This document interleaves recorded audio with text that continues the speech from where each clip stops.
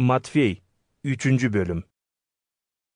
O vakit gelir Yuan vatiz edici, Yudeyanın çoluna da nasihat eder, deyip, dönün Allah'a günahlarınızdan, zere yaklaştı gök padişahlığı. Yuan odur, kimin için haberlediydi prorok İsa'ya. Bağıranın sesi çol yerde işidiler. Sabiye yolu hazırlayın, yolcağızları uzladın.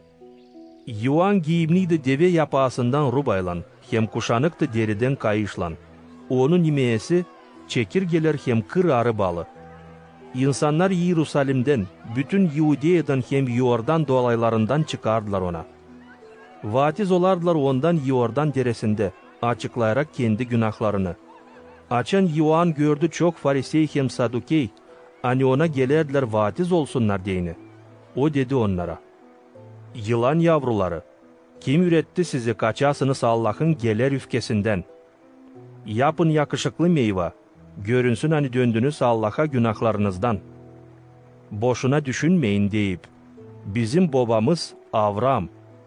Zere söylerim size, hani Allah bu taşlardan var nasıl yapsın uşak Avram'a.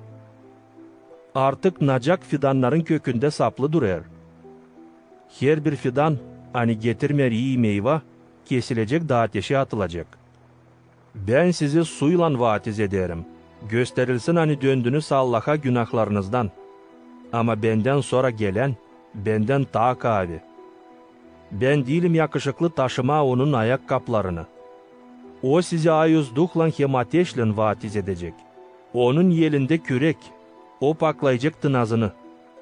Buğdayı toplayacak ambara. Ama plavayı yakacak süyünmez ateşte. O vakit Yesus geldi Galilea'dan Yordan deresine Yuan'a. Vatiz olsun ondan deyini. Yuan durgudardı onu deyip, ben lazım senden vatiz olayım, sense bana gelersin.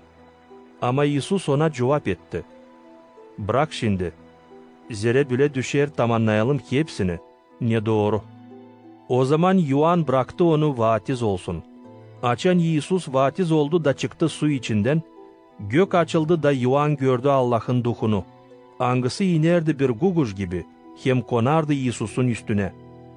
Gökten işitildi bir ses, hani dedi, budur benim sevgili oğlum, onda benim isleyeliyim.